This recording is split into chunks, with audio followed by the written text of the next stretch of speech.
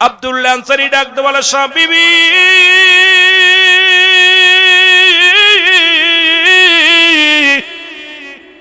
রাহমাতুল লিল আলামিন ওয়াজ করছে, কোন ব্যক্তি যদি 5 ওয়াক্ত সালাত 5 ওয়াক্ত নামাজ সময় মতো আদায় করতে পারে, আল্লাহর নবী তার হাত ধরে জান্নাতে নিয়ে যাবে। বিবি ডাকতে বলে, স্বামী, ও প্রাণের স্বামী, আপনার কাছে একটা দাবি আমি করব। জীবনে কোনোদিন আমি স্বর্ণের দাবি করব না, খানার দাবি করব না, বাড়ির দাবি করব না, গাড়ির দাবি করব না।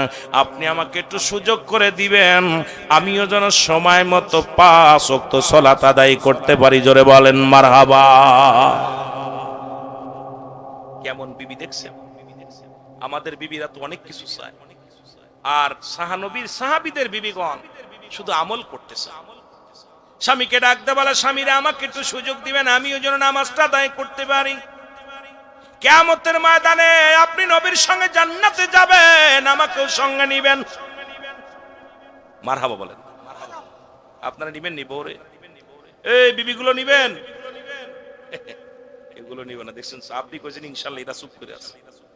হুজুর এই দুনিয়ার মধ্যে যানজটটার মধ্যে ছিলাম, দুনিয়ার মধ্যে বুঝাইতে পারি, আর জান্নাতের মধ্যে নি বিপদে পড়বেন কি? প্রতিদিন হট্টগোল করা লাগে গ্রামে, আবার দেশের বাড়িতে। এই বউ নিয়ে যদি জান্নাতে থাকি, প্রতিদিন কেডা হট্টগোল করবো? কতক্ষণ ঠিক কিনা? এ আমার ভাইয়েরা, আমার বন্ধুরা, আমার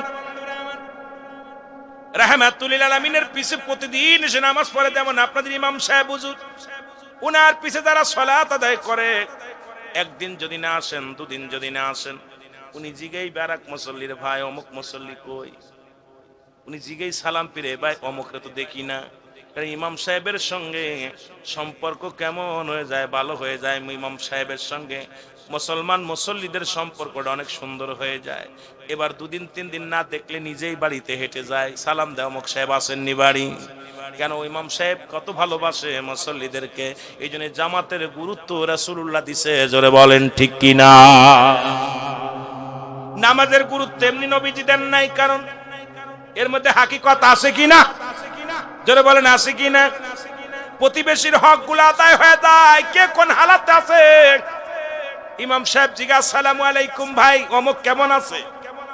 আসসালামু আলাইকুম ভাই অমুক কেমন আছে? আপনার ছেলে মেয়ে কেমন আছে? এ মুসলমান শোনো, আজকে কিন্তু আমাদের সেই জামাতের প্রতি গুরুত্ব নাই। রাসূলুল্লাহ দেখে একদিন নয়, 2 দিন নয়, আনসারী প্রতিদিন নামাজে আসে। নামাজ শেষ করার পর আনসারী আর রাসূলুল্লাহ তারে দেখতে পায় না। নবীজি বললেন, ও আমার সাহাবীরা, আমার আনসারী দেখি নামাজে আসে, কিন্তু সালাম ফেরানোর পর আনসারী কার দেখতে পাই না, কারণটা কি? সাহাবীরা বলে, হুজুর নিশ্চিত কোন দুনিয়ার কোন ঝামেলার মধ্যে পড়েছে, দুনিয়ার কোন ঝামেলার মধ্যে, কোন প্রেমের মধ্যে পড়েছে। নবী কয়, আমি নিজেই যাব, তোমরা খবর না, আমি নিজেই খবর নিব। রাসূলুল্লাহ নিজেই খবর নিতে চলে গেলেন, বাড়িতে গেলেন, সালাম দেয়, আসসালামু আলাইকুম ইয়া আহলাল বাইত, আসসালামু আলাইকুম ইয়া আহলাল বাইত।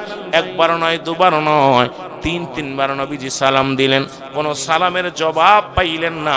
এবার রাসূলুল্লাহ ফিরে আসলেন, মনে কষ্ট নিয়ে ফিরে আসলেন। পিছন থেকে সাহাবী উত্তরে দেয়, ওয়ালাইকুম আসসালাম ইয়া রাসূলুল্লাহ, ওয়ালাইকুম আসসালাম ইয়া হাবিবাল্লাহ, ওয়ালাইকুম আসসালাম ইয়া রাহমাতাল লিল আলামিন। রাসূলুল্লাহ বলে, তুমি 3 বার সালাম দিলে, বুঝতে বাকি নাই, তুমি উত্তর দাও নাই। সালাম তুমি শুনেছিলে, উত্তর দাও নাই। আনসারী বলে, ইয়া রাসূলুল্লাহ ইয়া হাবিবাল্লাহ, আমি উত্তর দিই নাই, কারণ আপনি যখন আমারে সালাম দিয়েছিলেন, আমি কেন উত্তর দিতে পারি না? যদি দয়া করে আমার বাড়িতে যাইতেন, তাহলে আমি আপনাকে বলতে পারতাম কেন সালামের জবাব দিই নাই। নবী কয়, চলো। কেন? নবীকে বায়ানাত, উত্তম ব্যবহার, উত্তম আখলাক, উত্তম চরিত্র আমার রাসূলকে যা দিয়েছে পৃথিবীর মধ্যে, সেই রাসূলের গুণে গুণান্বিত হওয়ার দরকার আছে কিনা? রাসূলের কি আদর্শ! কোন নবীজি কষ্ট পায় না, চলো যাই। আমরা কেবল ঘুরে আসলাম, আবার রাসূলুল্লাহ চলে গেলেন। আনসারী দরজা খুলে দিলেন, দরজা খোলা পর দেখে পিছনে বিশাল একটা গর্ত খোঁড়া, বিশাল একটা গর্ত খোঁড়া। রাসূলুল্লাহ বললেন, আনসারী তোমার ঘরের ভিতরে এত বড় গর্ত খোঁড়া কেন? বলে, ইয়া রাসূলুল্লাহ ইয়া হাবিবাল্লাহ, এই যখন আপনি আমাকে সালাম দিয়েছিলেন নবী গো, তখন আমি গর্তের মধ্যে উলঙ্গ অবস্থায় বসেছিলাম। ইয়া রাসূলুল্লাহ, ইয়া হাবিবাল্লাহ নবী গো,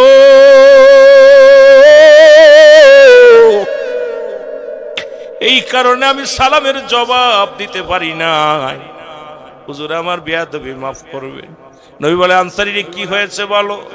বলি, ইয়া রাসূলুল্লাহ, ইয়া হাবিবাল্লাহ নবী গো, ইয়া রাসূলুল্লাহ, ইয়া হাবিবাল্লাহ, আমরা স্বামী স্ত্রী মিলা মাত্র এক টুকরা কাপড়, যখন আমি আজান চলে যাই, যখন আজান পড়ে মসজিদে মধ্যে আজান দেয়, আল্লাহু আকবার, আল্লাহু আকবার, আল্লাহ মহান, আল্লাহ বড়, আমি পাগল হয়ে ছুটে চলে যাই, তখন সঙ্গে সঙ্গে আমি ওই কাপড়টা পরিধান করে মসজিদে চলে যাই। ইয়া রাসূলুল্লাহ, ইয়া হাবিবাল্লাহ, আমার বিবি উলঙ্গ অবস্থায় গর্তের মধ্যে বয়া থাকে। আবার যখন নামাজ শেষ করে সালাম ফিরে আমি এক দড়ি বাড়ি চলে আসি, বাড়ি আসিয়া ওই গর্তের মধ্যে ঢুকিয়া কাপড়গুলো খুলে আমার বিবিরে দিই। যখন আপনি সালাম দিয়েছিলেন তখন আমার বিবি কাপড় পরিধান করে নামাজ পড়তেছিল। ইয়া রাসূলুল্লাহ, ইয়া হাবিবাল্লাহ, আমি উলঙ্গ থাকার কারণে আপনাকে আমি সালামের উত্তর দিতে পারি নাই। আমার নবী বলে, আনসারী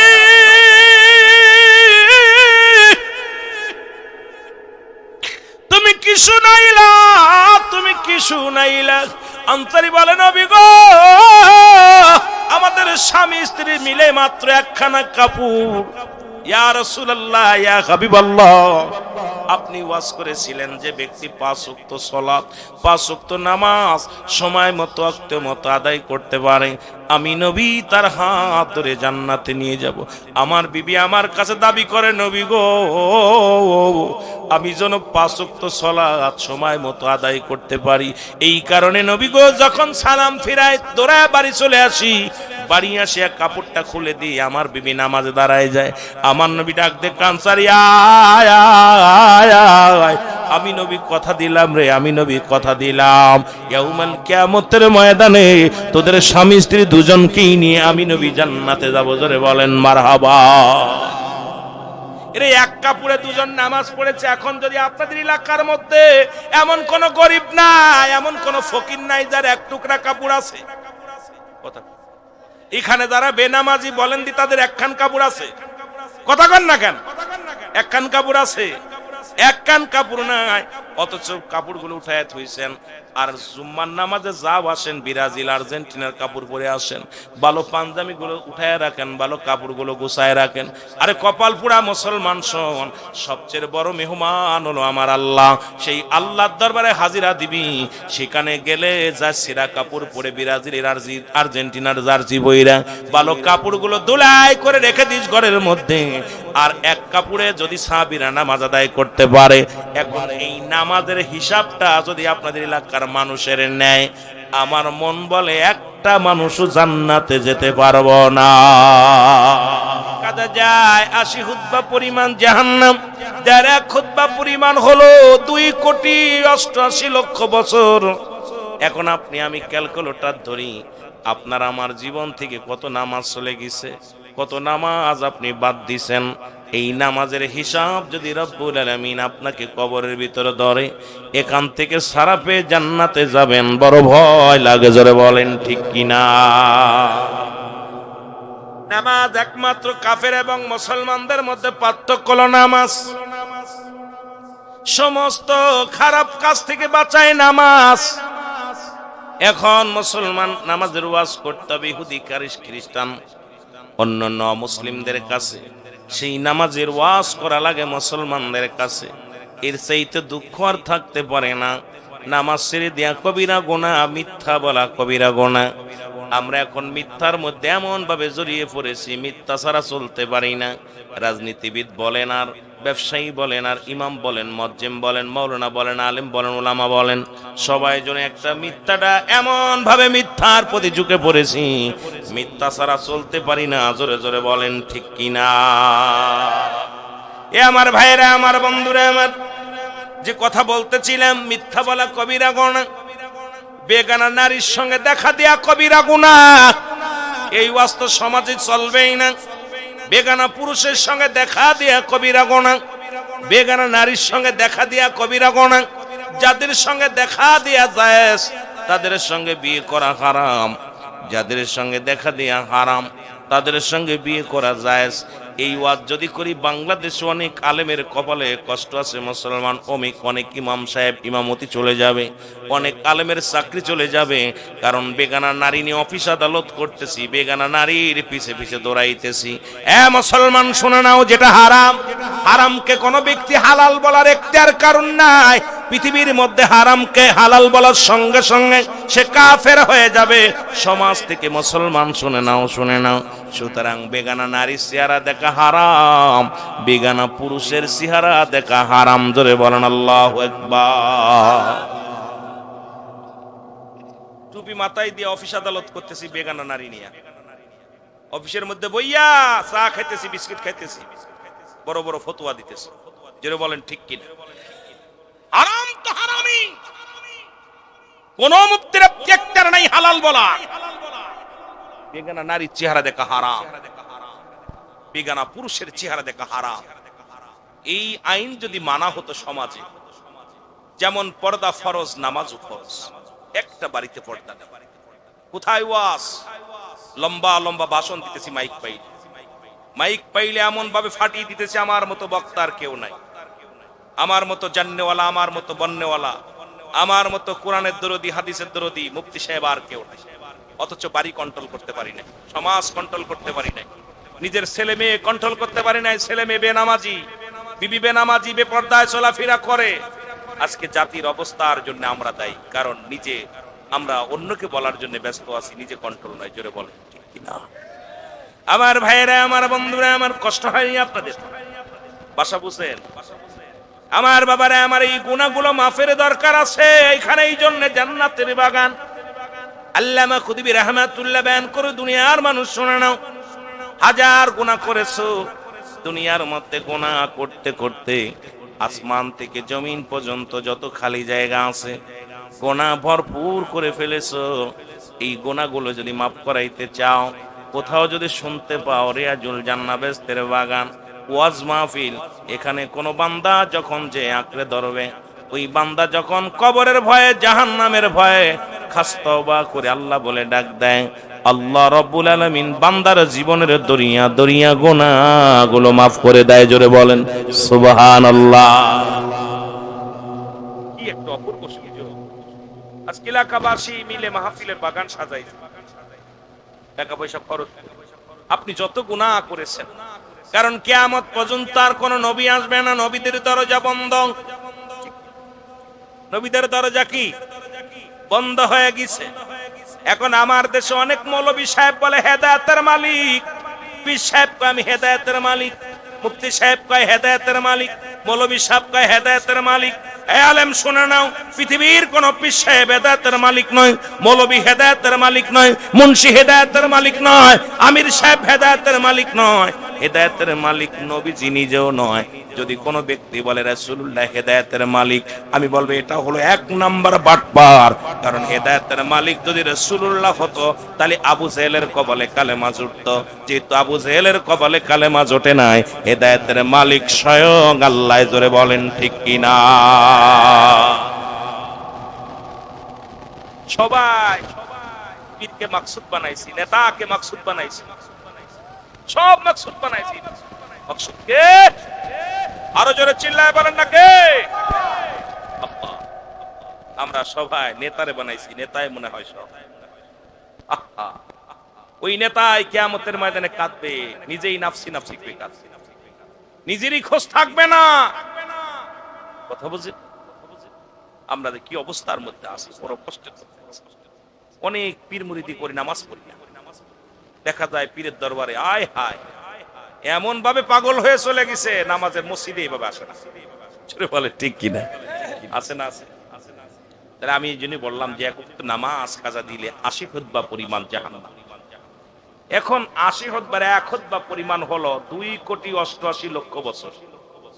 তাহলে এবার চিন্তা করেন দিয়ে আপনি যারা আজকে ফজর পড়েন নাই, জোহর পড়েন নাই, আসর পড়েন নাই, মাগরিব পড়েন নাই, ঈশা পড়েন নাই, আপনাদের কত কত গুনাহ হয়েছে। একদিনের গুনাহ একটু হিসাব করে আমার দেখা। কথা বুঝেন নাই? এই একদিনের জাহান্নামটা হিসাব করে মিলায়া দেন। এই একদিন কত গুনাহ করেছেন, এই গুনার কথাগুলো একটু মিলা দেন। ও মানুষ, বলতেছিলাম পৃথিবীর মধ্যে আসার একটা সিরিয়াল আছে যার কোনো সিরিয়াল নাই। আর মানুষের দুইটা সময় মরণ হয়, একটা হলো রাতের বেলা, একটা হলো দিনের বেলা। দিন শুরু করেছি মৃত্যুবরণ করি নাই, রাত শুরু করেছি মৃত্যুবরণ করি নাই, সকাল পর্যন্ত বেঁচে থাকবো কেউ বলতে পারি না।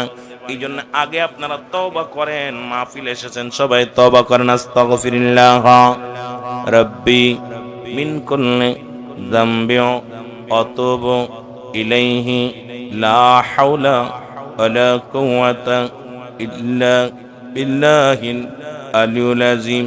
লা ইলাহা ইল্লাল্লাহু মুহাম্মাদুর আশহাদু আল্লা ইলাহা, সাক্ষ্য দেন, আশহাদু আল্লা ইলাহা ইল্লাল্লাহু ওয়াহদাহু লা শারীকা লাহু আশহাদু আন্না মুহাম্মাদান আবদুহু ওয়া রাসূলুহু। এটা সাক্ষ্য দেন। আমার ভাইয়েরা আমার, আমি আস্তে আস্তে আলোচনার মধ্যে যাই। আমি আপনি সাক্ষ্য দিলাম আল্লাহ ছাড়া কোনো মাবুদ নাই, আল্লাহকে পার একমাত্র মাধ্যম ঠিকানা রাহমাতাল লিল আলামিন। জোরে বলেন মারহাবা। আর একটু জোরে বলেন, আর একটু জোরে।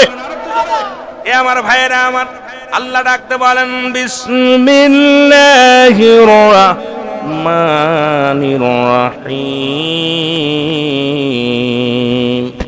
কুল হুয়াল্লাহু আহাদ আল্লাহুস সামাদ লাম ইয়ালিদ ওয়া লাম ইউলাদ ওয়া লাম ইয়াকুল লাহু কুফুয়ান আহাদ। আল্লাহ ডাকতে বলেন হাবিব জানায়া দাও আমি আল্লাহ এক। আল্লাহ কয়জন? জোরে বলেন আল্লাহ কয়জন? যারা দেবতা পূজা করে তাদের আল্লাহ কয়জন? যারা চন্দ্র পূজা করে, যারা মূর্তি পূজা করে, যারা মন্দির পূজা করে, যারা মাজার পূজা করে, এই দুনিয়ার মধ্যে মুসলমান শুনে নাও, অসংখ্য মানুষ আমরা শিরকি করি, গুনাহ করতেছি আমরা দুনিয়ার মধ্যে। কেউ করে দরগা পূজা, কেউ করে মাজার পূজা, কেউ করে মুসলমান মূর্তি পূজা। আজকে পূজার মধ্যে সব ঢুকে গেছি আমার ভাইরা, আমার বন্ধুরা আমার। আল্লাহ ডাকতে বলে হাবিব আপনি জানিয়ে দেন আমি আল্লাহ এক। আল্লাহ কয়, আল্লাহ বলে বান্দারে আমি আল্লাহ এক। পৃথিবীর মধ্যে কাউরে জন্ম দিই নাই, কারো থেকে জন্ম নিই নাই। আল্লাহর কোনো ছেলে নাই, মেয়ে নাই, কোনো বংশ পরিচয় নাই। আল্লাহ এক, এটা বিশ্বাস আছে কার কার? আল্লাহ একজন, কার কার বিশ্বাস? একটু হাত তোলে।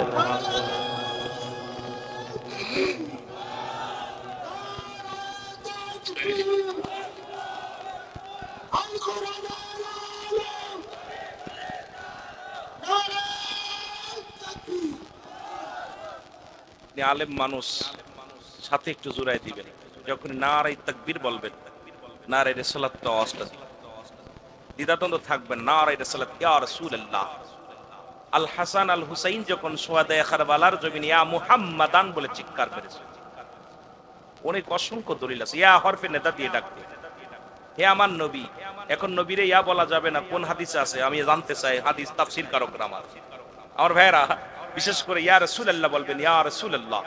কারণ ইসলামকে যেখানে কোরআন আনছে, কোরআন আসছে নবীর কাছে। আমরা যখনই বলবো আল কোরআনের আলো, আল কোরআন আসছে রাসূলুল্লাহর কাছে। রাসূল লাগবে, জোরে বলেন ঠিক কি না? বাবাও লাগবে, মাও লাগবে, রাসূলকে লাগবে। এই জন্য যেহেতু আমি রিসালাত লাগবে, রিসালাত লাগবে আমার বাবারা। এই জন্য নারায়ে রিসালাত ইয়া রাসূলুল্লাহ আমরা যেন দ্বন্দ্ব না করি। যেরকম আমাদের বগুড়ার দিকে আলোচনা হলে লিল্লাহি তাকবীর, ওরা নারায়ে তাকবীর, আপনি নারায়ে তাকবীর বলেন, নারায়ে তাকবীর বলে না, বলে লিল্লাহি তাকবীর। কথা বুঝছেন নি? নারায়ে তাকবীর উচ্চ আওয়াজ আল্লাহর জন্য তাকবীর দাও, লিল্লাহি তাকবীর আল্লাহর জন্য তাকবীর দাও। কথা বুঝছেন নি? দুইটা কিন্তু শব্দ একই, কিন্তু অবুঝার কারণে, আমরা না বুঝার কারণে, এই জন্য এখানে কোরআন হাদিসের আলো, কোরআনের আলো দরকার, হাদিসের আলো দরকার। যেটা বলেন ঠিক কি না?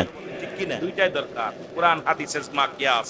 আর এইটাই হলো ইসলামের মূল নীতি, হলো ইসলাম, ঈমান, ইহসান, কালেমা, নামাজ, রোজা, হজ, যাকাত, শরিয়াত, তরিকত, হাকিকত, মারিফাত, আগুন, পানি, মাটি, বাতাস। জোরে বলেন না মারহাবা। এই জন্য আপনারা এই দিকে ঘুরাই দিবেন, যেহেতু আপনি একজন আলোচক, তাহলে আমাদের সমাজ থেকে ফিতনা দূর হয়ে যাবে। আবার অনেকে মনে করো হুজুর মানে আরেক দল করে, কথা বুঝছেন নি? ভেজাল আপনাদের দোষ না, আমাদের আলেমদের ভেজাল হয়ে যায়, কথা বুঝছেন? আর আমাদের দেশে সব তো লিখতে না পারলে মুসার জম, ঠিক কিনা? লিখতে না পারলেও মুসার জম, মুছতে পারে, লিখতে না পারলে। এই হলো আমাদের সমাজ। একটু মহব্বতের সঙ্গে দুরূদ শরীফ পড়েন, আল্লাহুম্মা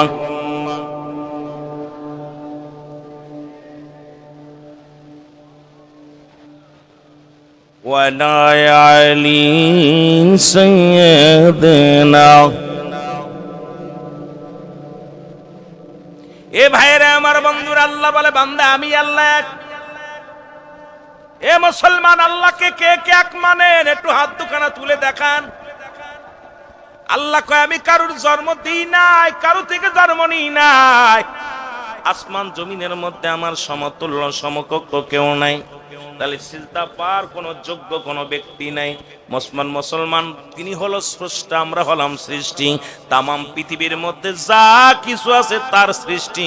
সুতরাং এই সৃষ্টিকে সিজদা দেওয়ার কোন এখতিয়ার রব্বুল আলামিন আপনাকে দেন নাই। জোরে বলেন ঠিক কি না? স্রষ্টাকে সিজদা করবেন, সৃষ্টিকে না। কথা বুঝেন আমার? সৃষ্টিকে না। আপনি আমি কি আর উনি বুঝবেন কিন্তু আলোচনা আমি একদম নরমাল ভাষায় আপনাদের পূজা আলোচনা করব। আমার ভাইরা আমার বন্ধুরা আমার, এখন আল্লাহ বলে সারা পৃথিবী, তামাম পৃথিবীর মাখলুকাত গুলো, তামাম পৃথিবী আমার মুখাপেক্ষী। শুধু মাখলুকাত নয়, গোটা কুল কায়নাতের মধ্যে যা কিছু আছে সব আমার রব্বে কারীমের মুখাপেক্ষী।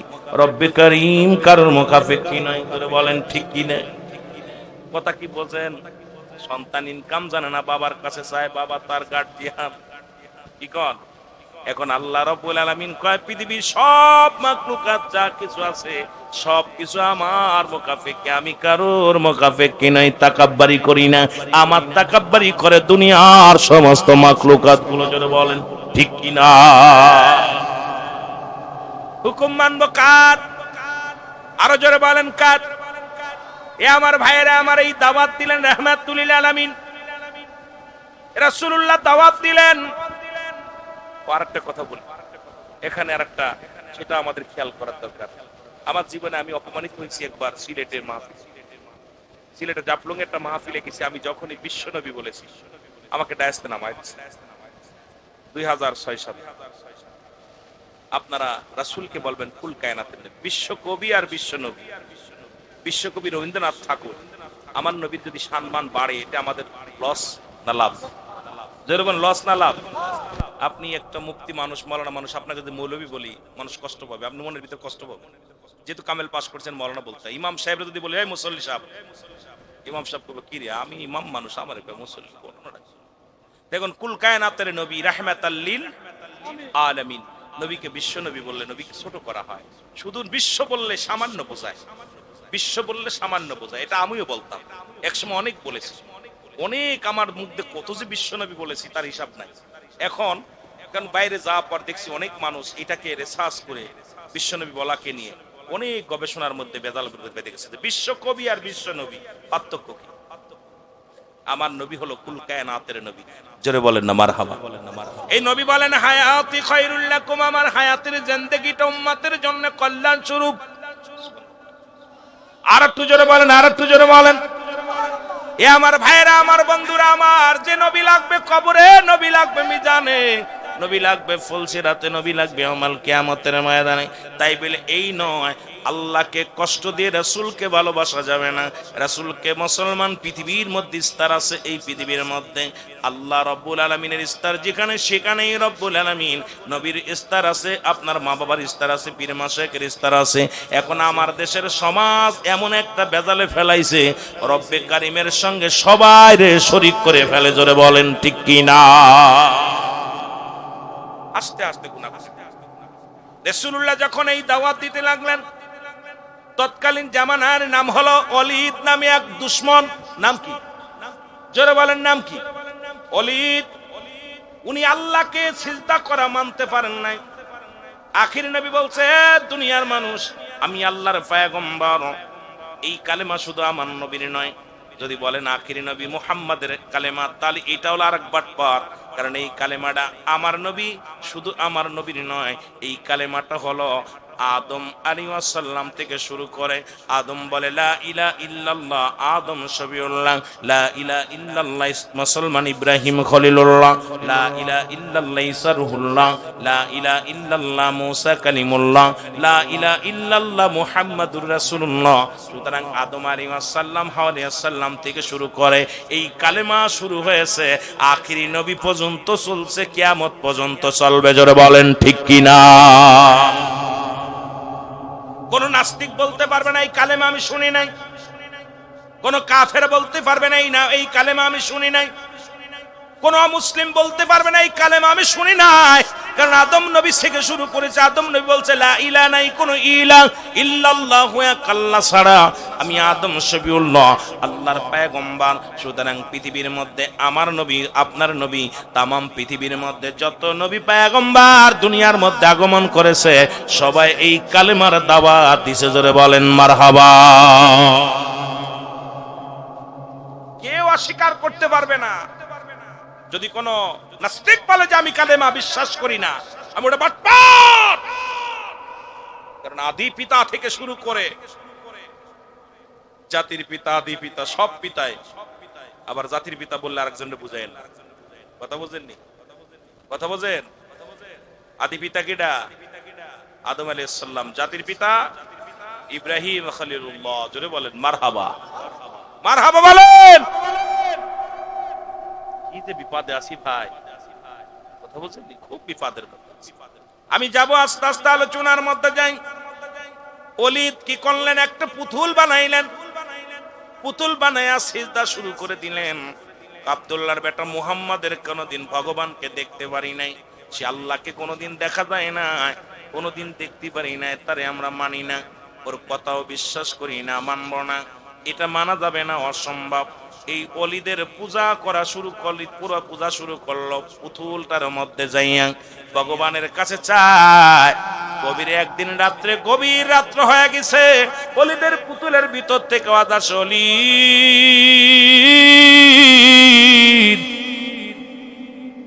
ওলীদের পুতুলের ভিতর থেকে আওয়াজ আসে, ওলীদ। মুহাম্মদ আব্দুল্লাহর বেটা মুহাম্মদ একটা ধোঁকাবাজ, আব্দুল্লাহর বেটা মুহাম্মদ একটা কাজ্জাব। আব্দুল্লাহর বেটা মুহাম্মাদের খোদা বলতে কিচ্ছু নাই। আব্দুল্লাহর বেটা মুহাম্মদ সে একটা মিথ্যুক কাজ্জাব। সুতরাং আমি এক নাম্বার খোদা। আমার যদি তুমি সিজদা করতে পারো, আমার যদি ভালোবাসতে পারো, আমার যদি খেদমত করতে পারো, আর আমি যদি তোমার উপর রাজি হয়ে যায়, দুনিয়ার সব কিছু তুমি পেয়ে যাবা। জোরে বলো না আউযুবিল্লাহ। স্বর্ণের পুতুলের ভিতর থেকে আওয়াজটা আসছে। এখন ওলীদ কি করলেন? তার ভাই বন্ধু আত্মীয় স্বজন সবাইকে দাওয়াত দিলেন। শোনো মুহাম্মদ, আব্দুল্লাহর বেটা মুহাম্মদ, উনি যে ভগবান, উনার যে খোদা আছে, উনি তো কারুর লগে কথা বলে না। আব্দুল্লাহর বেটা মুহাম্মাদের আল্লাহ কথা বলতে পারে না, কিন্তু আমার আল্লাহ কথা বলতে পারে। আব্দুল্লাহর বেটা মুহাম্মাদের ভগবান কথা বলতে পারে না, ভালো মন্দ কিছু বলতে পারে না, কিন্তু আমার খোদা সব বলতে পারে। এই কথা বলে বলে দলে দলে মানুষগুলো সব নাস্তিক করে ফেললেন। সব মানুষ পুতুলের প্রতি তারা ঈমান আনায় ফেললেন। নাউযুবিল্লাহ বলেন না।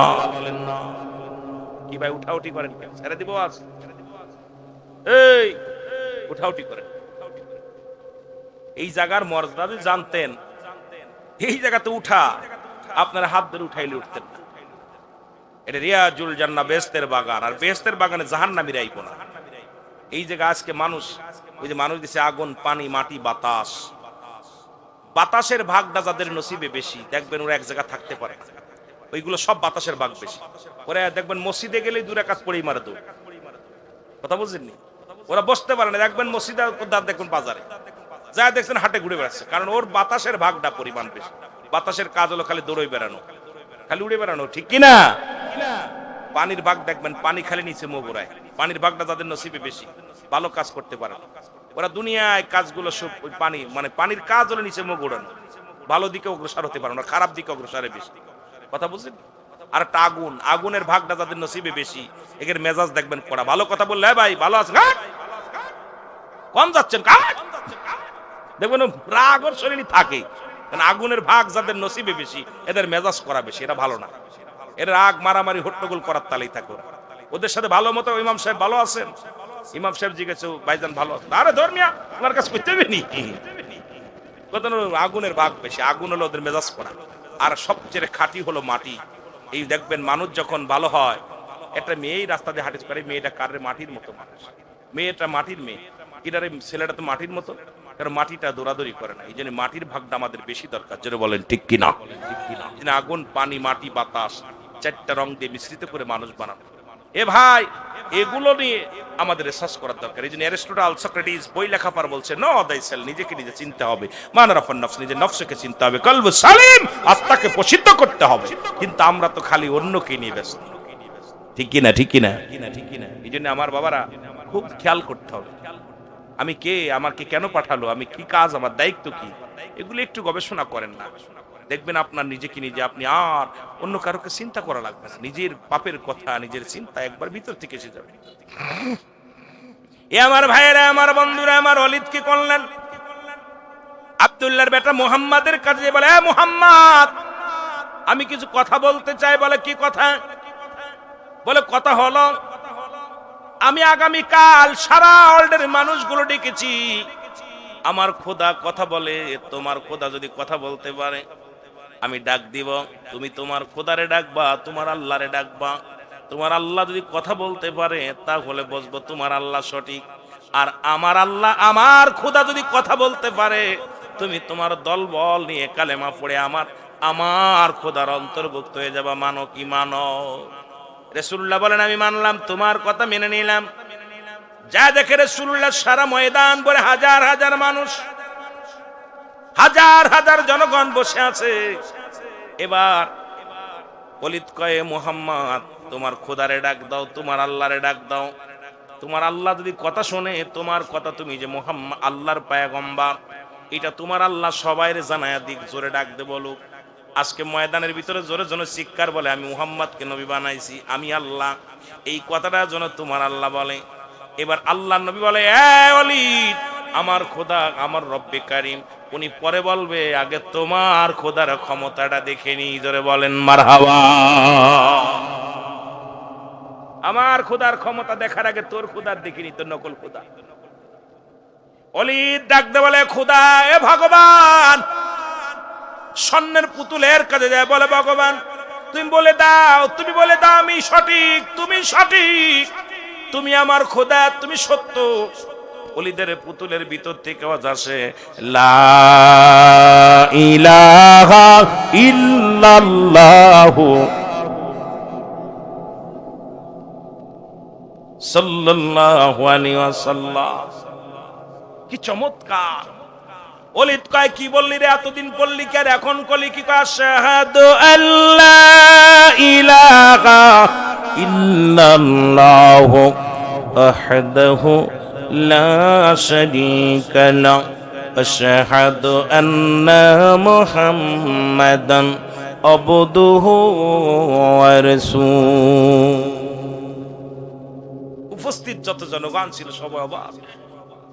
আরে ওলিদের মুখ দিয়া কি কয়? মাঠ মূর্তির, মোট মুসলমান স্বর্ণের মূর্তির ভিতর থেকে আওয়াজ আছে, কি আওয়াজ আছে? ডাকতে বলে, ওলিদ রে, আব্দুল্লাহর বেটা মুহাম্মাদের খোদা সত্য, আমার আল্লাহ সত্য, আখিরি নবী রাহমাতুল লিল আলামিন যেটা বলছো ওটাই সত্য। এ ওলিদ, শুনে নাও, শুনে নাও, তোমার খোদা যেটা সেটা ভণ্ড প্রতারক। আব্দুল্লাহর বেটা মুহাম্মাদের খোদাই সঠিক, যার কোনো আকার নাই, যে পৃথিবীর মধ্যে যাকে দেখা যায় না তিনি আর কেউ নয়, তিনি হলো রব্বে কারিম। ওলিদ রে, উপস্থিত যত জনগণ আছে সবাই তোমরা পড়ে নাও, লা ইলাহা ইল্লাল্লাহু মুহাম্মাদুর রাসূল। উপস্থিত যত মুসল্লি ছিল সবাই আল্লাহর প্রতি ঈমান, রাসূলের প্রতি ঈমান এনে কালেমা পড়ে মুসলমান। ওলিদ মনের দুঃখে ওনার স্বর্ণের পুতুলটা টান দিয়ে ফেলে মারছে, ছুঁড়ে মারছে, পুতুল ভেঙ্গে খন্ড খন্ড। পুতুলটা যখন ভেঙে গেছে, লোকজন বলে অলিদ তোমার ভগবান এতদিন কথা বলে, আজকে কেন মুহাম্মাদের পক্ষে কথা বলল? কারণটা কি? মুহাম্মদ বড় জাদুকার, মুহাম্মদ বড় ধোঁকাবাজ, এই কারণে আমার পুতুলটা আজকে মুহাম্মাদের পক্ষে নিছে, আল্লাহর পক্ষ নিছে।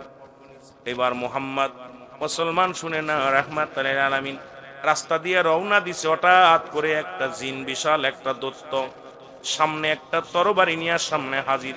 সালাম দা, আসসালামু আলাইকুম ইয়া রাসূলুল্লাহ, আসসালামু আলাইকুম ইয়া হাবিবাল্লাহ, আসসালামু আলাইকুম ইয়া রাহমাতাল লিল আলামিন।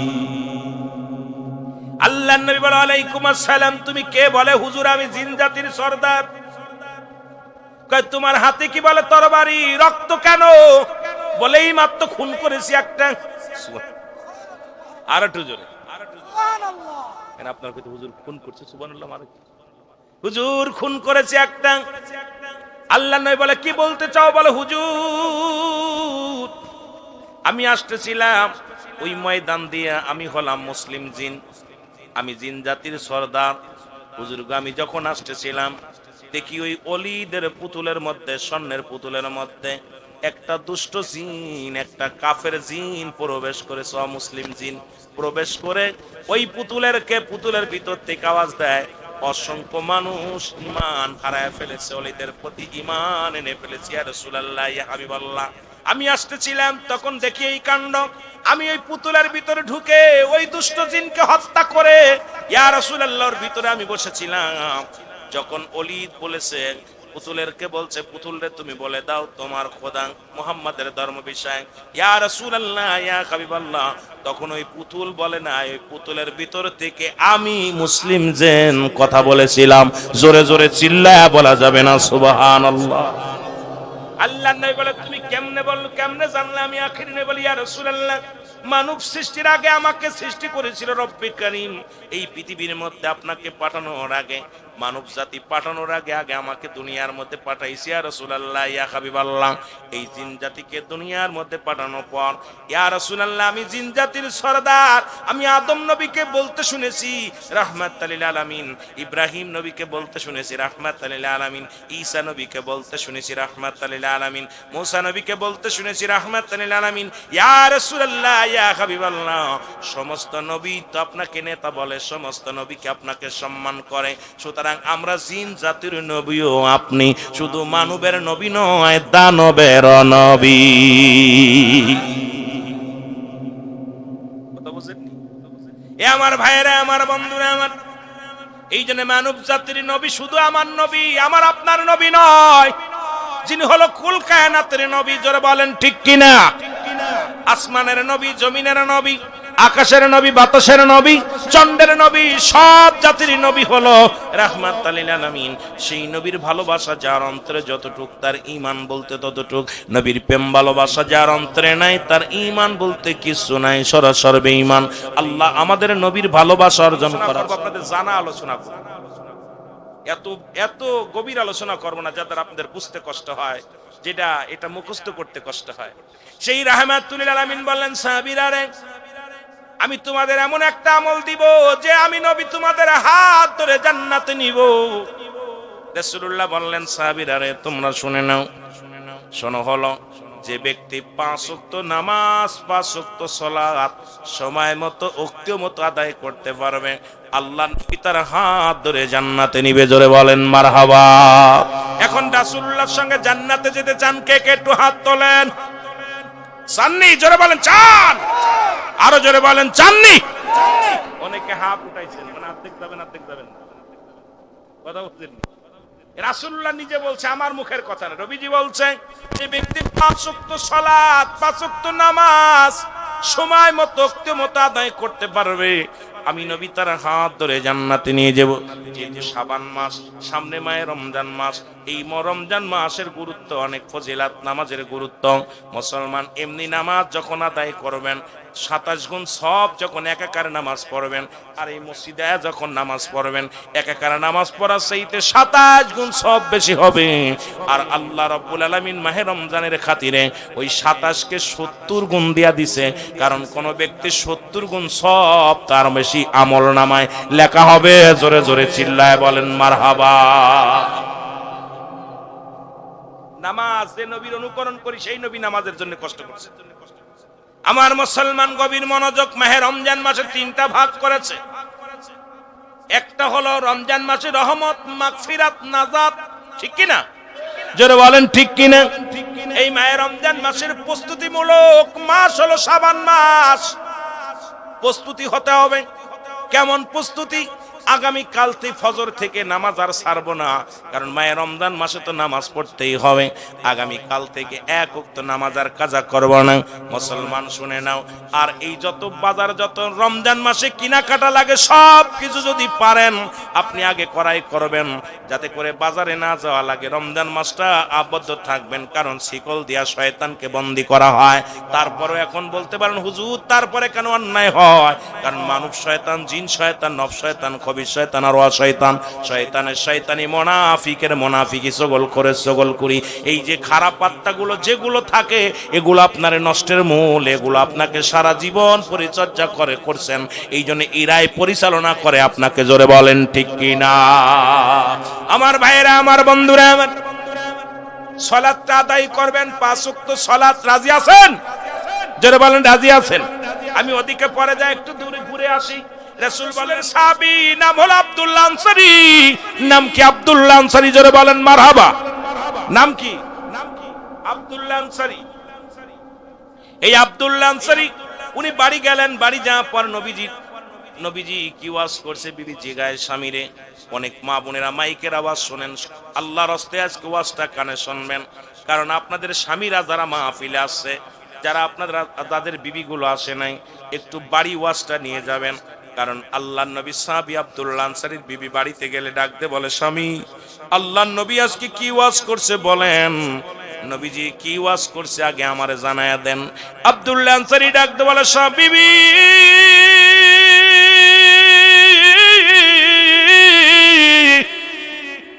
রাহমাতুল লিল আলামিন ওয়াজ করছে, কোন ব্যক্তি যদি 5 ওয়াক্ত সালাত, 5 ওয়াক্ত নামাজ সময় মতো আদায় করতে পারে, আল্লাহর নবী তার হাত ধরে জান্নাতে নিয়ে যাবে।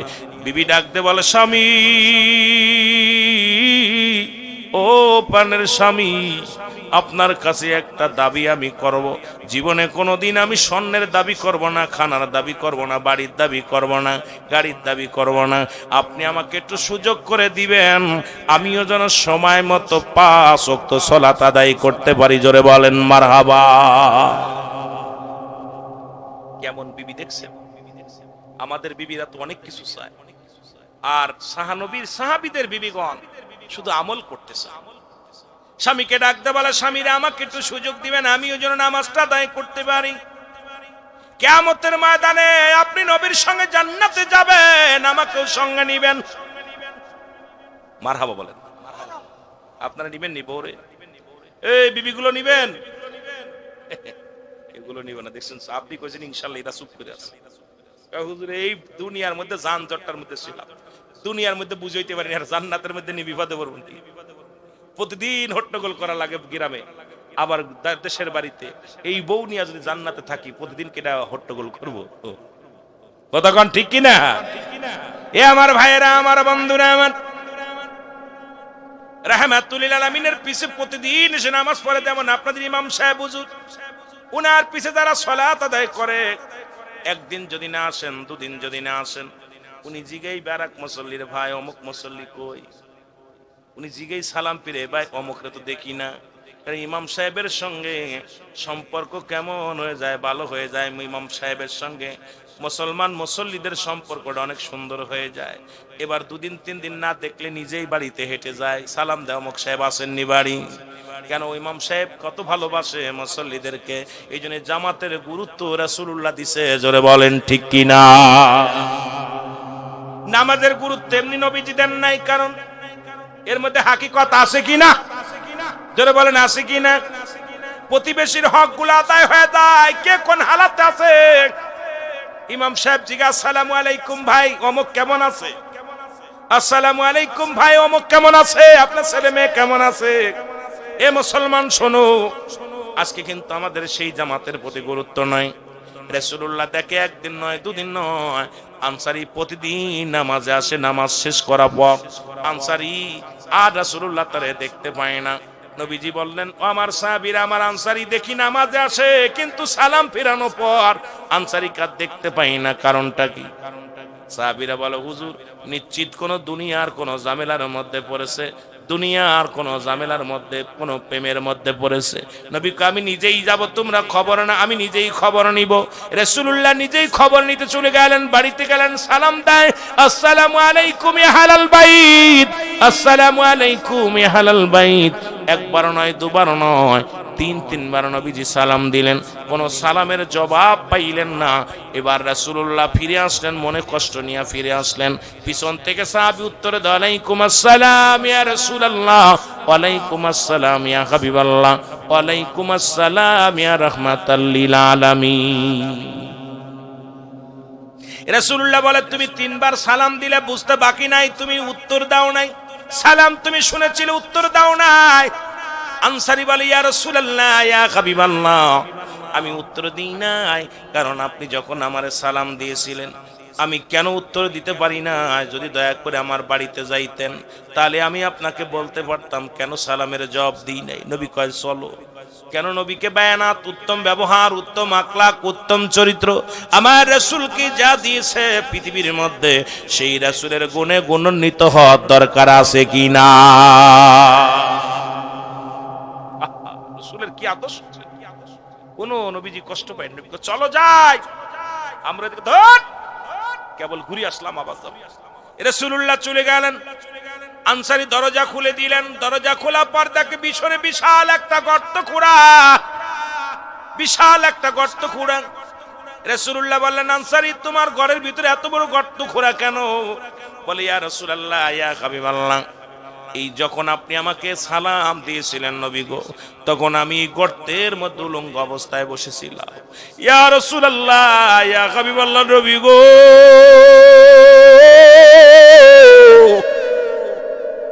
এই কারণে আমি সালামের জবাব দিতে পারি না। হুজুর, আমার বেয়াদবি মাফ করবেন। নবী বলে, আনসারী কি হয়েছে বলো? বলে, ইয়া রাসূলুল্লাহ, ইয়া হাবিবাল্লাহ, নবী গো, ইয়া রাসূলুল্লাহ, ইয়া হাবিবাল্লাহ, আমরা স্বামী স্ত্রী মিলা মাত্র এক টুকরা কাপড়। যখন আমি আজান চলে যায়, যখন আজান পড়ে মসজিদে মধ্যে আজান দেয়, আল্লাহু আকবার, আল্লাহু আকবার, আল্লাহ মহান, আল্লাহ বড়, আমি পাগল হয়ে ছুটে চলে যাই। তখন সঙ্গে সঙ্গে আমি ওই কাপড়টা পরিধান করে মসজিদে চলে যাই। ইয়া রাসূলুল্লাহ, ইয়া হাবিবাল্লাহ, আমার বিবি উলঙ্গ অবস্থায় গর্তের মধ্যে বয়া থাকে। আবার যখন নামাজ শেষ করে সালাম ফিরে আমি এক দড়ি বাড়ি চলে আসি। বাড়ি আসিয়া ওই গর্তের মধ্যে ঢুকিয়া কাপড়গুলো খুলে আমার বিবিরে দিই। যখন আপনি সালাম দিয়েছিলেন, তখন আমার বিবি কাপড় পরিধান করে নামাজ পড়তেছিল। ইয়া রাসূলুল্লাহ, ইয়া হাবিবাল্লাহ, আমি উলঙ্গ থাকার কারণে আপনাকে আমি সালামের উত্তর দিতে পারি নাই। আমার নবী বলে, আনসারী,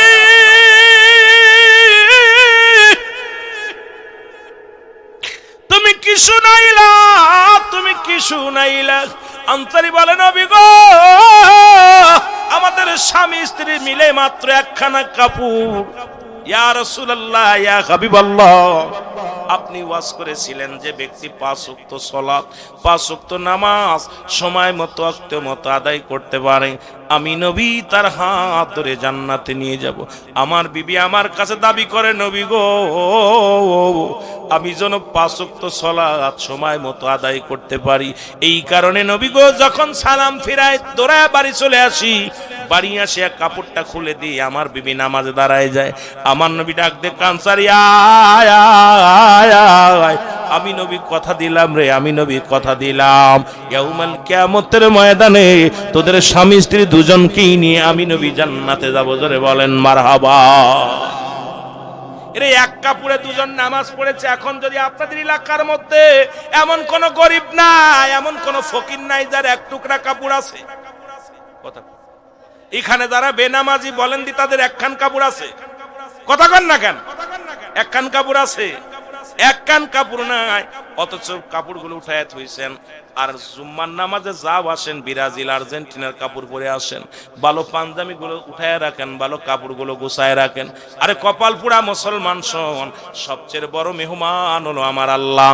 সেই আল্লাহর দরবারে হাজিরা দিবি, সেখানে গেলে যা সেরা কাপড় পরে ব্রাজিলের আর্জেন্টিনার জার্সি বইরা ভালো কাপড়গুলো দোলাই করে রেখে দিস ঘরের মধ্যে। আর এক কাপড়ে যদি সাহাবীরা নামাজ আদায় করতে পারে, এখন এই নামাজের হিসাবটা যদি আপনাদের এলাকার মানুষের নেয়, আমার মন বলে একটা মানুষও জান্নাতে যেতে পারবো না। এক কাপড়ে, কল্পনা করছে, এক কাপড়ে স্বামী স্ত্রী দুইজন নামাজ পড়ছে। আর আপনাদের আমাদের কত কাপড়, এরপরে নামাজ আসি, কি জবাব দিব? জবাব দিতে পারবেন? এই জন্য মায়ের রমজান মাসের প্রস্তুতিমূলক মাস। এই মাসটা এখন থেকে আজ যেহেতু সময় আর বেশি নাই, আর মাত্র 4টা দিন বাকি আছে রে মুসলমান। 28 তারিখে তারাবি পড়া লাগবে, ঠিক কিনা? প্রথম রোজা শুরু হয়ে যাবে। এই জন্য আমি আপনাদেরকে অনেক কথা ছিল, ওদিকে বলতে পারবো না। আমারে বলছে হুজুর একটু ওয়াজ করবেন মা বাবার দিকে, তবুও তো আমি সময় অন্যদিকে নষ্ট করলাম, এখন আলোচনার মূল ধারায় যেতে পারি নাই, কারণ কথা বলেই শেষ করতে পারি না। আমার যুবক বাবারা দিলের কান্ডা লাগায় শোনো, মাহে রমজান মাসে ও মুসলমান শোনো, এই পবিত্রতা রক্ষা করবার রাসূল বলছে 3টা জিনিস যে ব্যক্তি পাইয়া সে ব্যক্তি গুনাহ মাফ করাইতে পারলো না, এই ব্যক্তি ভিতরে এই ব্যক্তি ধ্বংস হয়ে যাবে। তার মধ্যে 1 নাম্বার হলো পিতামাতা জিন্দা পাওয়ার পর যে ব্যক্তি গুনাহ মাফ করে নিল না আব্বা মার কাছ থেকে, জোরে বল আল্লাহু আকবার। যে ব্যক্তি গুনাহ মাফ করে নিতে বলেন আব্বা মার কাছ থেকে, যে যত বড় মৌলবী হোক, আর বাইতুল মুকাররমের খতিব হোক, মুসলমান কাবা শরীফের ইমাম হোক, যার উপরে মা বাবা সন্তুষ্ট নাই, তার জীবন বরবাদ, সবকিছু বরবাদ হয়ে যাবে। এই জন্য আব্বা মা মুসলমান শুনে নাও আমার বাজানেরা, 1 নম্বরে পিতামাতার হক যদি নষ্ট করে যাও, 14টা হক হলো পিতামাতার, তার মধ্যে 14টার মধ্যে 7টা হলো জীবিত থাকতে, 7টা হলো মরণের পরে। মুসলমান শুনে নাও, যারা পিতামাতার কাছ থেকে গুনাহ মাফ না চেয়ে নিতে পারলো, এদের মতো কপাল পোড়া কেউ নাই, অভিশপ্ত জাতি। আমি যদি যাই গো মারা, আমি যদি যাই গো মারা বিদেশের মাটিতে, লাশটাই আমার পৌঁছাই দিও মায়েরই কলেতে, রে লাশটাই আমার পৌঁছাই দিও মায়েরই কলেতে। বলো আমি যদি যাই গো মারা, আমি যদি বিদেশের মাটিতে, লাশটাই আমার পৌঁছাই দিও মায়েরই কলেতে, রে লাশটাই আমার পৌঁছাই দিও।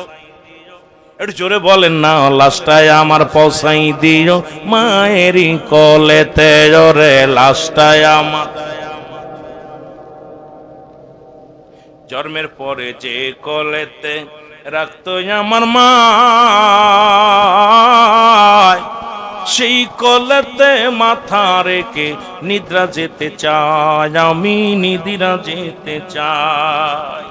জন্মের পরে যে কোলেতে রাখতো আমার মা, সেই কোলেতে মাথা রেখে নিদিরা যেতে চাই, আমি নিদিরা যেতে চাই। আমার মায়ের দোয়া থাকলে সাথে, আমার মায়ের দোয়া থাকলে সাথে শান্তি পাবো কবরে, লাশটাই আমার পৌঁছাই দিও মায়েরই কোলেতে, জোরে লাশটাই আমার। আরো জোরে বলেন, লাশটাই আমার পৌঁছাই দিও মায়েরই কলেতে। ওরে আমি যদি যাই গো মারা, আমি যদি লাশটাই আমার পৌঁছাই দিও মায়েরই কলেতে, ওরে লাশটাই আমার।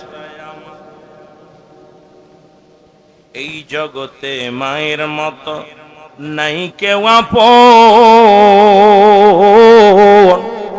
সেই মাকে না দেখাইয়া দিও না দাফন, আমায় দিও না দাফন। এই জগতে মায়ের মতো নাই কেউ আপন, সেই মাকে না দেখাইয়া দিও না দাফন, আমায় দিও না দাফন। মায়ের একটি নজর দেখলে আমায়, মায়ের একটি নজর দেখলে আমায় শান্তি পাবে কলিজায়। লাশটায় আমার পৌঁছাই দিও মায়েরই কলেতে জরে, লাশটায় আমার। এ যুবক, সময় বেশি নয়, 2-4টে কথা বলে যাই রে। গজল বলে সময় নষ্ট করব না, গল্প করে ওয়াজ করেছি, তারপরেও তো সময় চলে যায়। ও যুবক, রাসূল বললেন, তোমরা কেউ কি কবুল হজের সব পাইতে চাও? সাহাবীরা বলে, ইয়া রাসূলুল্লাহ, ইয়া হাবিবাল্লাহ, কে বা না চায়? নবী বললেন, সাহাবীরা রে, তোমাদের বাড়িতে যাদের মা,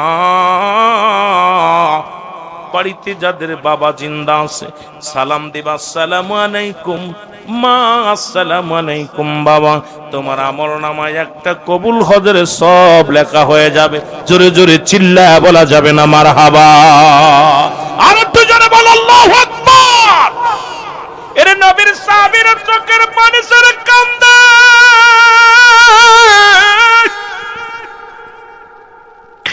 নবীজি দেখে সাহাবীদের চোখে পানি।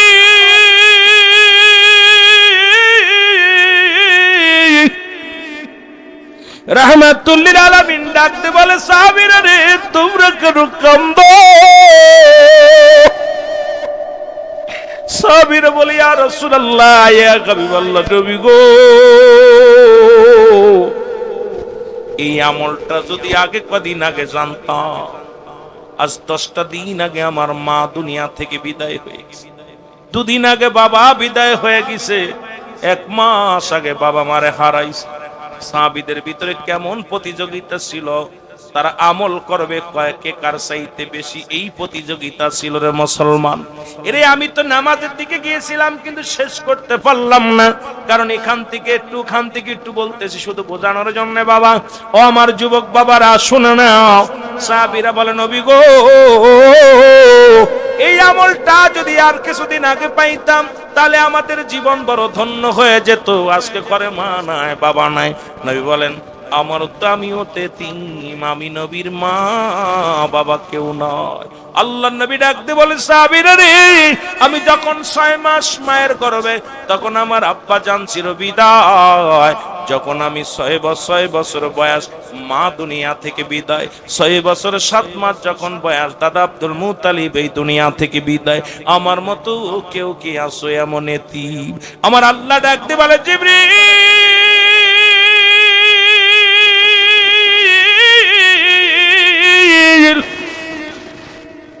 জিবরিল, তাড়াতাড়ি যাও, তাড়াতাড়ি যাও, আমার হাবিব রে জানায়া দিয়েছো। সেজন্য আর কান্দে না, তার সাহাবীরা কান্দে না। যাদের আব্বা নাই, মা নাই, আমি রব্বে কারীম তাদের জন্য দোয়া শিখিয়ে দিলাম। পড়েন না, রব্বিরহামহুমা কামা রব্বায়ানি সগীরা। নবীজি কি আল্লাহ কত ভালোবাসে। নবীজি পিতা মাতার জন্য দোয়া শিখিয়েছেন। আদম আলাইহিস সালাম দোয়া করে বলেন, রব্বানা জালামনা আনফুসানা ওয়া ইল্লাম তাগফির লানা ওয়া তারহামনা লানাকুনান্না মিনাল। ইউনূস আলাইহিস সালাম দোয়া করে, লা ইলাহা ইল্লা আনতা সুবহানাকা ইন্নী কুনতু মিনাজ জালিমিন। আর আখেরি নবী কান্দে উম্মতের জন্য। রব্বুল আলামিন ডাকতে বলে, হাবিব, যাদের আব্বা নাই, যাদের মা দুনিয়ার মধ্যে নাই, এরে এমন এতিম হইলাম, আমাদের আব্বা করে নাই, মা যাদের নাই রে, একটু জ্বালা বাড়িতে যাইয়া ফজরের নামাজ শেষ করে কবরের পাশে দাঁড়ায় চোখের পানিগুলো ছেড়ে ছেড়ে কান্দা, আর ডাকতে বলবা, রব্বিরহামহুমা কামা রব্বায়ানি সগীরা। জোরে বলেন না, রব্বিরহামহুমা কামা রব্বায়ানি সগীরা। জোরে জোরে চিল্লায় বলো মারহাবা। মহব্বতের সঙ্গে দুরূদ শরীফ পড়ুন, আল্লাহুম্মা।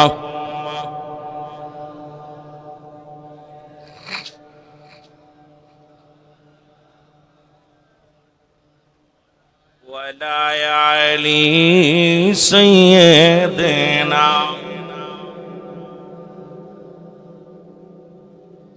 এ আমার ভাইয়েরা, আমার বন্ধুরা, আমার আজকে কার জন্য বাবা নাই, কার জন্য মা নাই, কার জন্য দুরুদি বান্ধব নাই। রাসূলুল্লাহ বলছেন, সাহাবীরা রে, তোমাদের পিতামাতা যখন বুড়া হয়ে যায়, খবরদার তারে বুড়ি বলবা না, বুড়া বলবা না। ও যুবক, জান্নাতের গায়ে দুটি দরজা, একটা দরজার নাম তোর মা, আর একটা দরজার নাম তোর বাবা। এই দুনিয়ায় কে যেন জান্নাতটা হারিয়ে ফেলেছেন রে,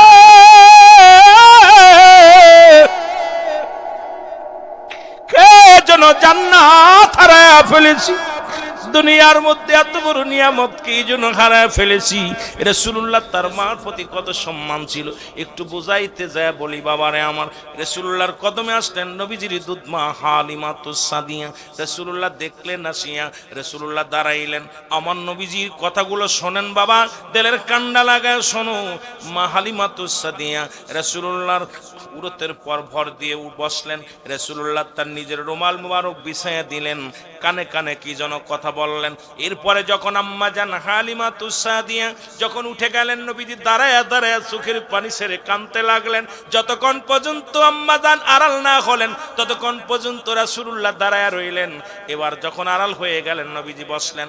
সাহাবীরা জিজ্ঞাসা, ইয়া রাসূলুল্লাহ, ইয়া হাবিবাল্লাহ, জনকে এই মহিলাকে গো নবী গো, যার সম্মানে আপনি দাঁড়াইলেন, যার জন্য আপনি চাদর বিছায়া দিলেন, আপনার চাদর মুবারকের উপরে বসতে দিলেন, নবী গো, এই বুড়া মহিলাটাকে আমরা জানতে চাই।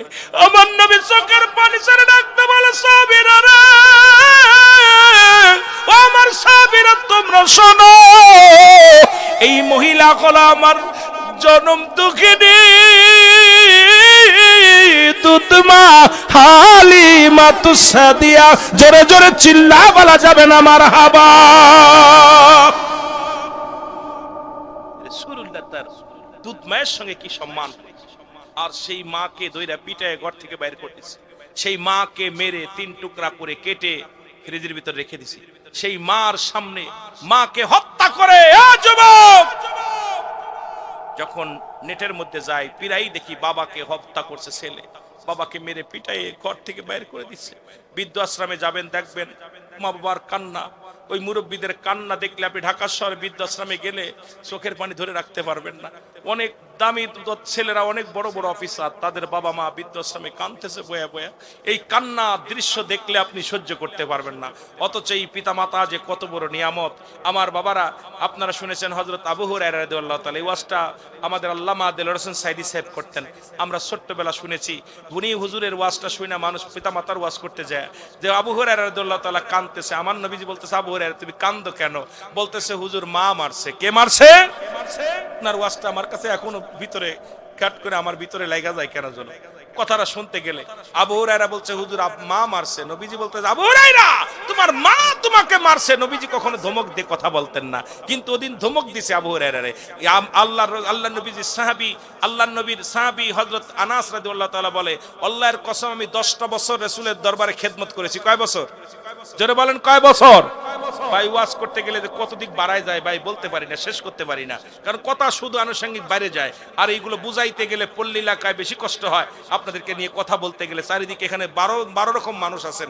কেউ আছেন তাবলিগ, কেউ আছেন আমলিগ, কেউ আছেন জামাত, কেউ আছেন শিবির, কেউ আছেন আপনার তরিকাপন্থী, কেউ আছেন অতরিকাপন্থী। এই মানুষগুলোরে আমার কথার দ্বারাই কেউ কষ্ট পেয়ে যাবে, আমি আল্লাহর দরবারে জবাব দিতে পারবো না। এই জন্য আমার কথা যেন কেউ কষ্ট না পায়, আমি সর্বসাধারণের জন্য কথা বলি, যে কেউ যেন না বলতে পারে রুহুল আমিন সিদ্দিকী এক পার্সিয়ালিটি কথা বলে গেছে। আমাদের দেশে এখন অবস্থা হয়েছে, আট্টশি তালি আট্টশির ওয়াজ, সরমুনা তালি সরমুনার ওয়াজ, তাবলিগ তালি তাবলিগের ওয়াজ, আমলিগ তালি আমলিগের ওয়াজ, বিএনপি তালি বিএনপির ওয়াজ।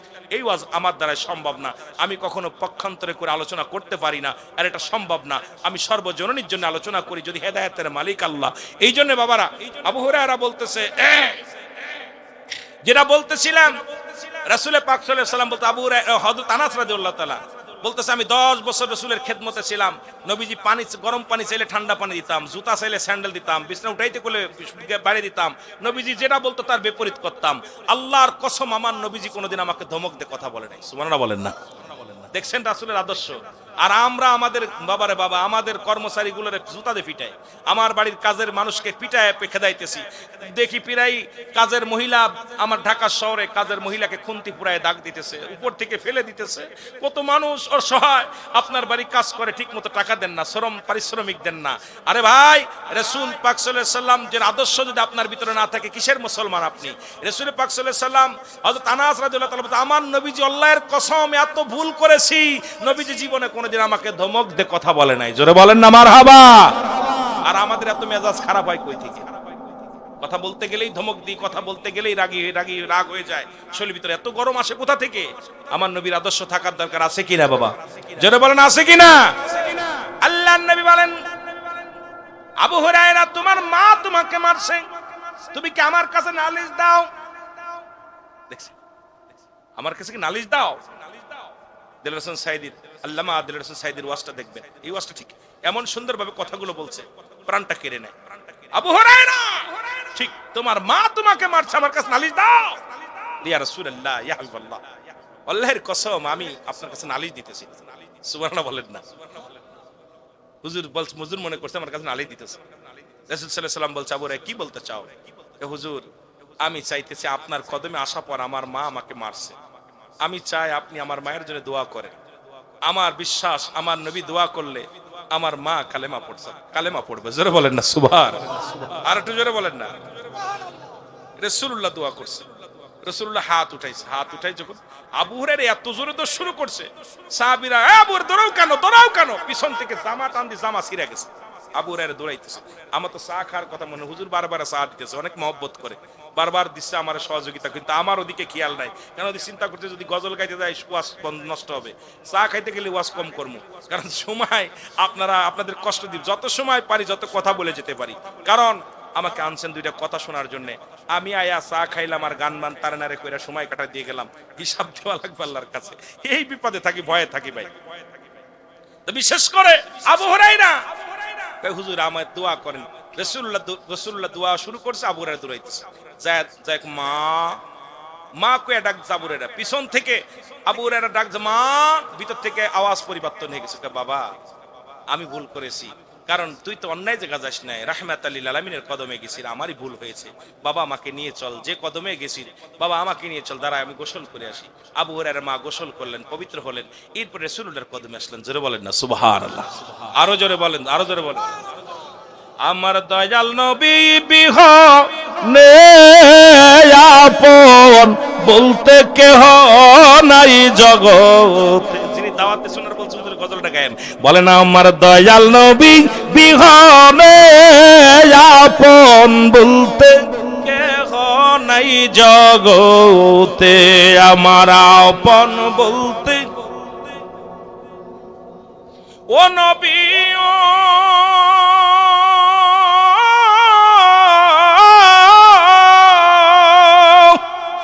মদিনাতে আসেন গো আপনি, আমায় পাগল বানায়, এই আশিকে কান্দে গো নবী আপনার প্রেমে তে পড়িয়া, আমার দয়াল নবী বিহনে আমার মায়ার নবী আপন বলতে কেহ নাই জগতে, আমার আপন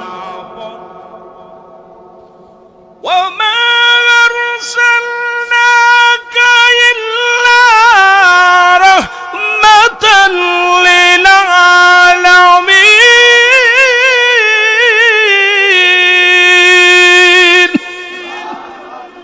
নবী গো আপনি রাহমাতাল লিল আলামিন, আল্লাহ হলো রব্বুল আলামিন। জোরে বলেন মারহাবা, আরো জোরে। এ আমার ভাইয়েরা, আমার বন্ধুরা, আমার রাসূল মায়ের প্রতি কত সহানুভূতি ছিলেন। মা বাবা মুসলমান, শোনো, একটা কথা বারবার আমার মনে পড়ে যায়। তোফাজ্জল হোসেন যুক্তিবাদী সাহেব একটা ওয়াজ করতো, এখনো তার ওয়াজ শুনে মানুষ হিদায়াতের মধ্যে আসতো। আর আমরা বক্তার ওয়াজ শুনে মানুষ হট্টগোল করা শেখে। আমাদের ওয়াজ এখন কে মাটি কে নূর, মিলাদ কে মারামারি হুড়াহুড়ি, এই নিয়ে শুরু হচ্ছে ওয়াজ।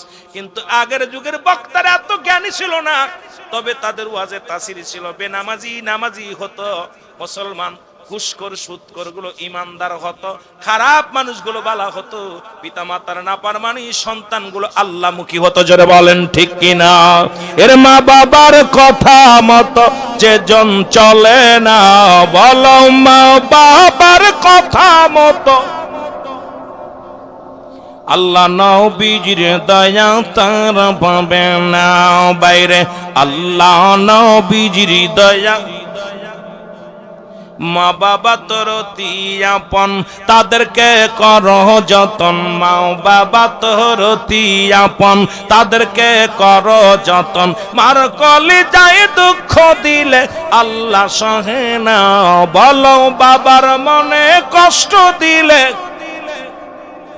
আল্লাহ নবীজির দয়া তারা পাবে না।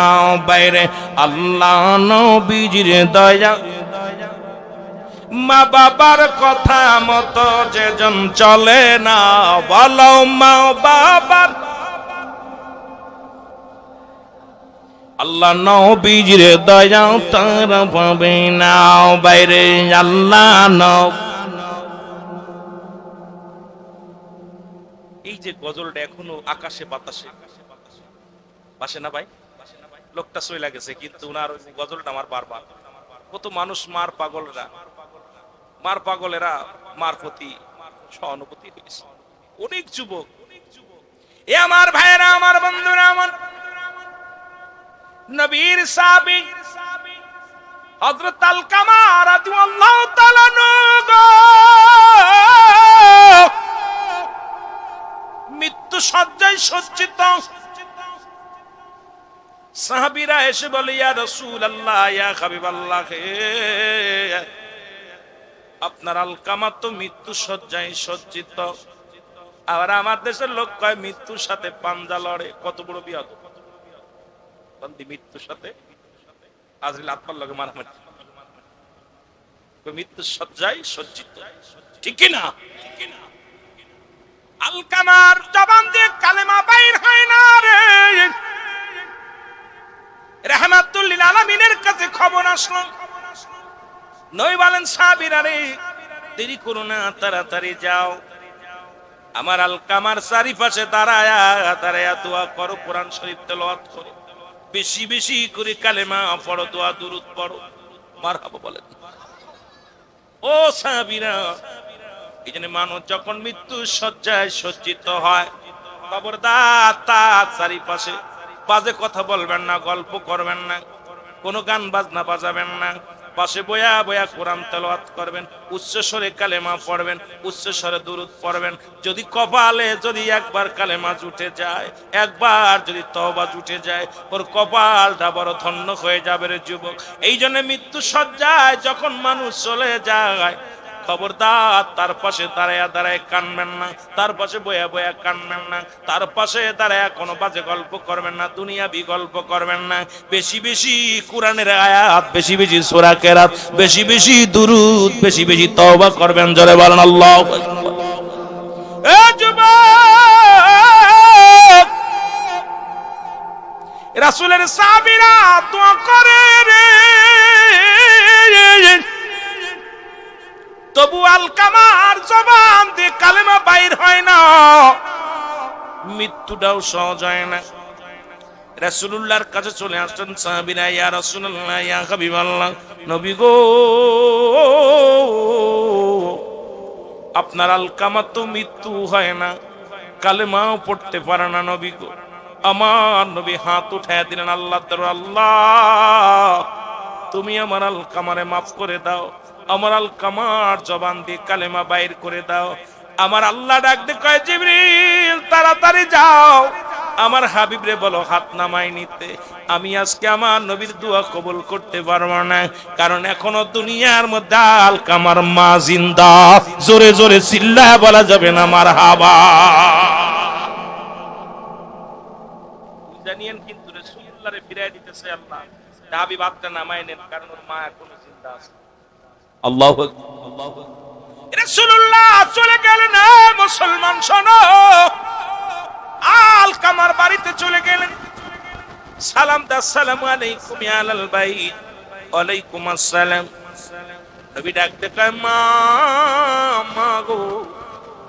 আলকামার মা ভিতর থেকে বলে এ মুহাম্মদ সাল্লাল্লাহু আলাইহি ওয়াসাল্লাম, আপনি আছেন? কয় মা, আপনার আলকামা জীবনে কোনো ভুল করছে কিনা? কয় বাবারে, আমার আলকামা জীবনে এক ওয়াক্ত নামাজ ছাড়ে নাই, আলকামা জীবনে কোনোদিন অন্যায় করে নাই। তবে কেন আমার নবী কয়, তবে কেন আমার আলকামার এত কষ্ট হয়? কেন মৃত্যু সরজায় এত কষ্ট হয়? মৃত্যু কেন হয় না? এর নবী ডাক দিয়ে বলে মা, মা গো, আলকামার মা যদি নামাজ না ছাড়ে, যদি অন্যায় না করে গো, তাহলে এত মৃত্যু যন্ত্রণা, এত কষ্ট হয় কেন? আলকামার মা ডাক দিয়ে কয় বাবা মুহাম্মদ, সারা জীবন আমার ছেলে বউয়ের পরামর্শ অনুযায়ী চলতো। আমি দুঃখিনী মা, আমার কোনো কথাই মূল্যায়ন করতো না। আজকে ছেলেরা রে, ও আমার বাজানেরা শুনে নে রে, আব্বা মা যে কত বড় নিয়ামত বুঝবি যেদিন তোরাও বাবা মা হবি। যুবক, নবীজি বলে মা গো, মা কি বলো?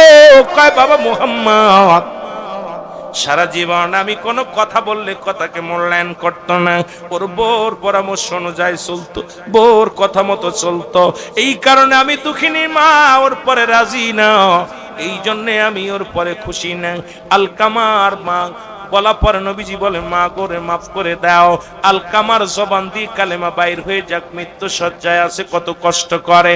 আলকামার মা কয় না না না, আমি ওরে মাফ করব না। জোরে জোরে চিল্লায় বলা যাবে না আল্লাহু আকবার। রাসূলুল্লাহ বলে মা গো, মাফ করে দাও। অসম্ভব। নবীজি ডাকতে সাহাবীরা তাড়াতাড়ি খড়ি নিয়ে আসো, খড়ি আনা হলো। আগুন নিয়ে আসো, আগুন আনা হলো। খড়ি দিয়া আগুন জ্বালাইয়া আলকামারে আগুনে পুরাই দেয়, কারণ মরণের পর তো জাহান্নামে যাবে, তা দুনিয়া থেকেই জাহান্নামের আগুন দিয়ে পুরাই দেয়। যখন খড়ির মধ্যে আগুন ধরাইয়া, ও যুবক, ওই খড়ির মধ্যে আগুন ধরে যখন আলকামার দেহ কানানি আগুনের মধ্যে ফেলবে রে, দুঃখিনী মা ঘরের ভিতর থেকে একটু চিৎকার পারে, আল্লাহ নবী, নবী রে একটু দাঁড়া রে বাবা, আমি দুঃখিনী মা, আমার সামনে আমার কলিজার টুকরার গায়ে আগুন দিস না। আরে আমি বেঁচে থাকতে আমার কলিজার টুকরার গায়ে আগুনে পুড়াইয়া দিলে আমি কেমনে সহ্য করব রে? আমি আমার সন্তানের পুড়াতে দিব না রে, আমার সন্তানের আগুনের মধ্যে ফেলায়ও না। আমার সন্তানের সব ভুল ত্রুটি আমি দুঃখিনী মা মাফ করে দিছি। জোরে বলেন মারহাবা। সঙ্গে সঙ্গে আলকামার জবান দিয়া কালেমা বাইর হয়ে গেছে, লা ইলাহা ইল্লাল্লাহু মুহাম্মাদুর রাসূলুল্লাহ সাল্লাল্লাহু আলাইহি ওয়াসাল্লাম। মার এই দুনিয়ার মধ্যে আমি আমার যুবক বাবাদের বলি, আপনি বাইতুল মুকাররমের খতিব হন আর বড় আলেম হন, পিতামাতা আপনার উপর অসন্তুষ্ট, সমস্ত ইবাদত বন্দেগী আপনার বরবাদ, সব বরবাদ। পিতামাতা রাজি হলে আল্লাহ তাআলা রাজি হয়ে যায়। এই জন্য আজ থেকে আমরা যারা পিতামাতার নাফরমানি সন্তান আছে, তিন শ্রেণী মানুষের দোয়া কবুল হয় না। নাম্বার ওয়ান পিতামাতার নাফরমানি সন্তান। এই রোজার মাসে রোজা কবুল হবে না, রোজার মাসে যাকাত কবুল হবে না, ইফতার কবুল হবে না, সেহরি কবুল হবে না, তারাবি কবুল হবে না। তিন শ্রেণীর মানুষ। নাম্বার ওয়ান পিতামাতার নাফরমানি সন্তান।